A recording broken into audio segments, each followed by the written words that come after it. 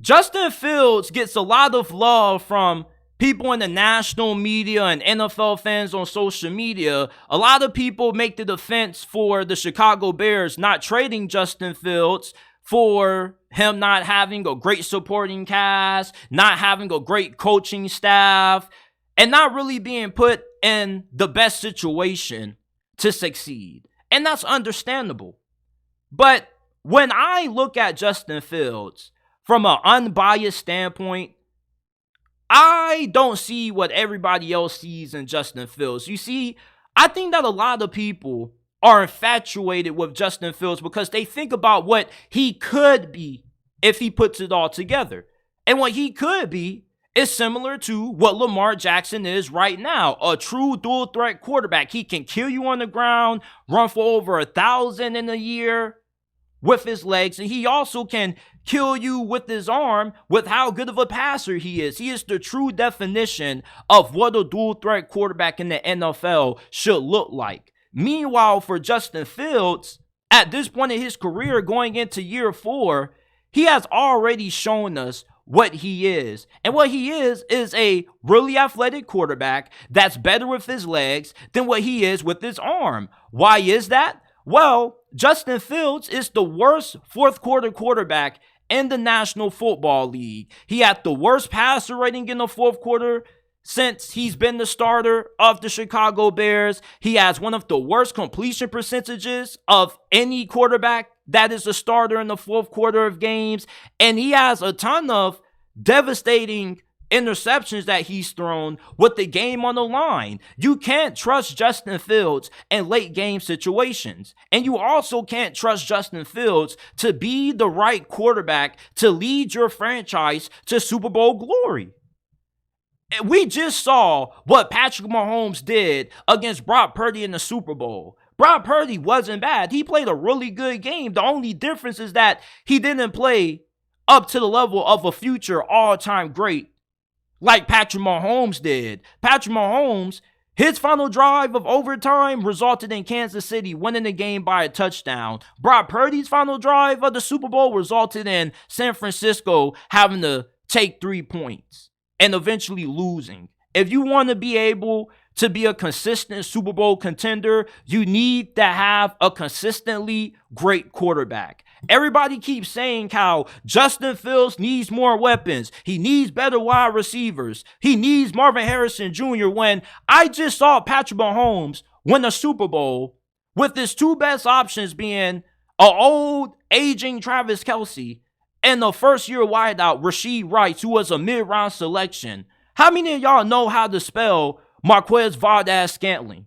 How many of you guys know about Sky Moore? How many of you guys can name more than 3 receivers on Kansas City's team not named Rashee Rice or Travis Kelce? You can't. Yes, I get that. Every quarterback needs to have talent around him to be successful. But the best quarterbacks in the league don't need to have a complete team to be able to win.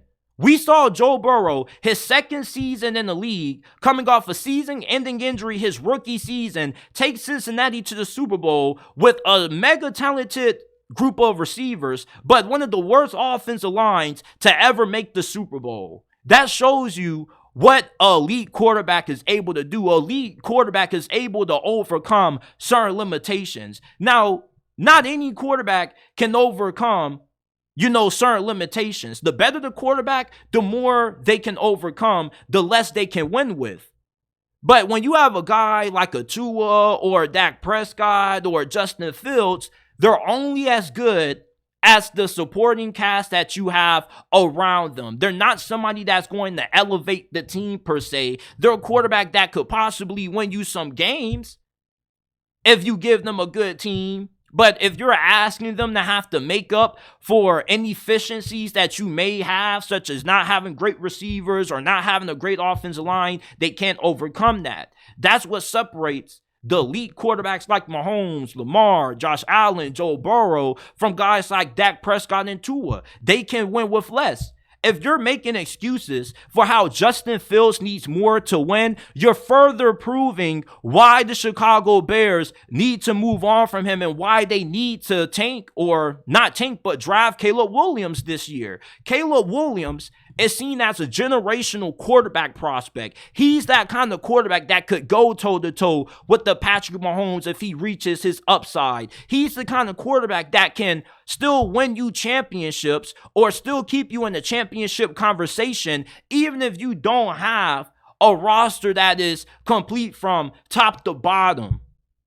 That's what the luxury having a generational or elite quarterback gives you. Justin Fields doesn't give you that. He's not a quarterback that you go into the fourth quarter with 2 minutes left, down the touchdown, we need to go to overtime. Is Justin Fields going to be able to deliver us a 2-minute drive to send us to overtime?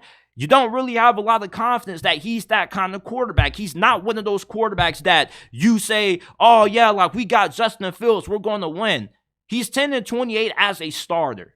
And I'm not one of those people who judges quarterbacks strictly based on their win-loss record.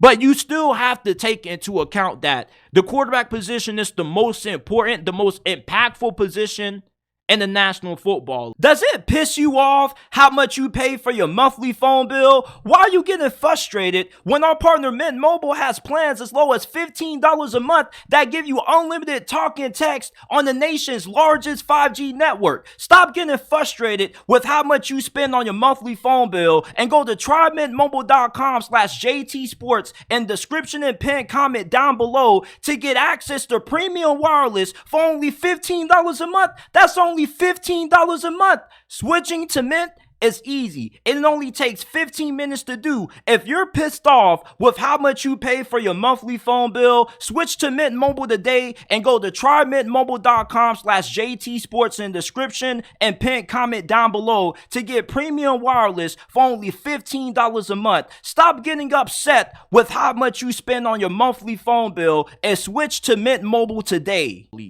And if we're going to give Justin Fields, all the credit in the world for when Chicago wins, we got to give him all the blame when they lose. Because if you're having 16 interceptions in the fourth quarter with the game in your hands, that shows you're unreliable. Think about Justin Fields' best performance of last year. The Denver Broncos, the dude had like 4 touchdowns. He couldn't be stopped. But yet, with the game on the line, when the Chicago Bears needed him to seal the victory for them, what did he do? He gave it away. Same thing with Zach Wilson this year. Do you remember when the New York Jets almost beat Kansas City on Sunday night? Zach Wilson played the best game of his NFL career and still gave the game away and lost in the end. He's just not a winning quarterback. And Justin Fields, I'm not saying he's not a winning quarterback, but he's not the kind of quarterback that you can build a team around and say, yeah, we can win the championship. I think Justin Fields is going to be one of those quarterbacks that he bounces around a lot. He starts for several different teams, and he's never going to be bad in my opinion. I always believe that Justin Fields should be no worse than a top 20 QB, but I believe that we are starting to see the ceiling being reached by Justin Fields. And Justin Fields' ceiling is a better version of what Vince Young was. He may be able to get you to the playoffs a couple of years here and there. He may have a couple of Pro Bowl seasons, but he's not going to be a consistent passer. That's just not what he is. He'll never become what Lamar Jackson is. Lamar Jackson is a unicorn. You want to see all of the failed Lamar Jackson replicas? Look at Malik Willis. He's about to be out the league. Look at Justin Fields right now, 10-28 as a starter. You can say all you want to about him not having this, him not having that. Bro, the Chicago Bears were a 7-win football team this year. They had one of the best defenses in the NFL after week 9 of the season.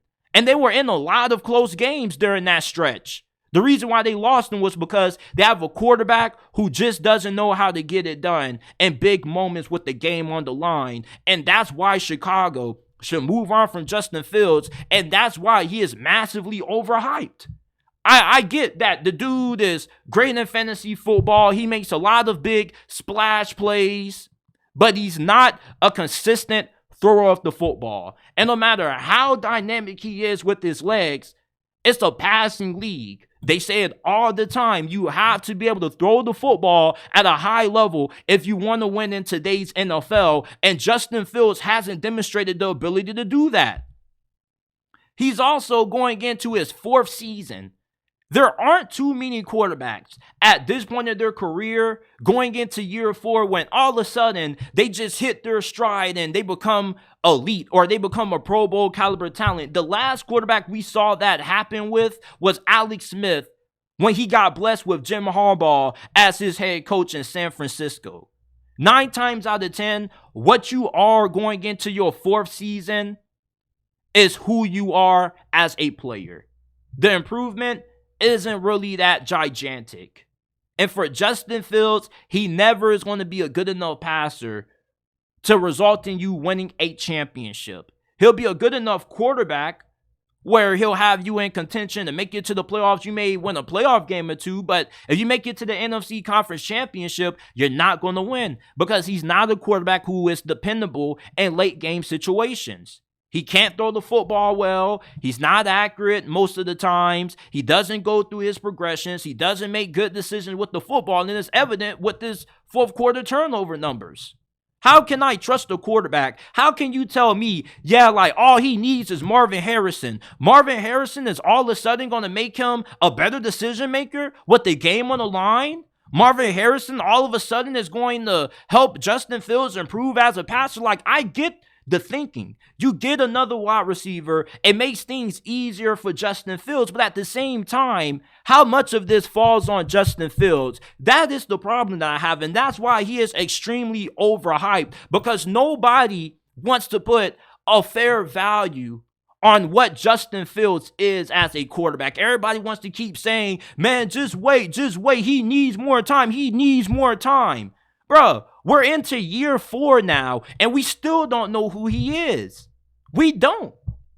And since we don't know who he is as a quarterback, that tells you what he is now. At best, he'll be a top 12 quarterback.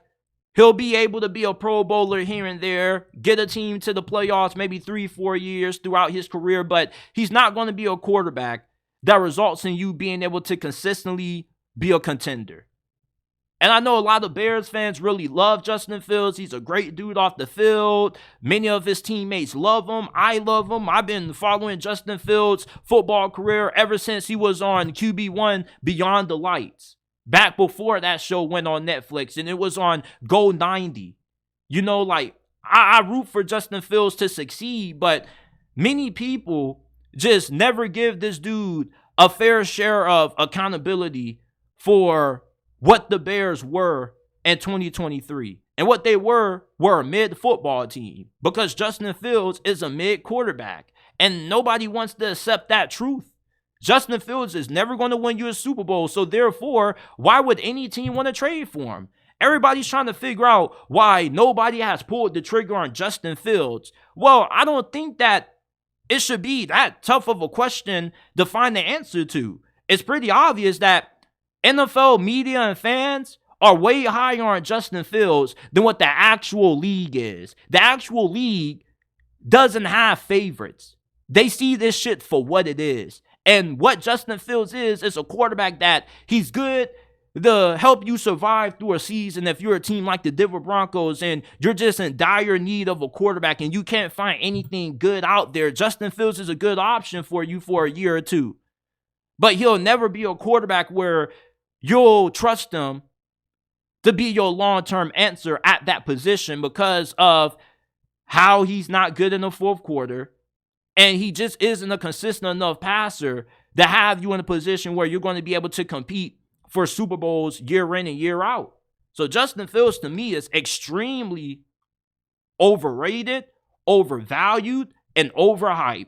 He makes a lot of big highlight plays. Like Colin Cowherd says, he's a YouTube quarterback.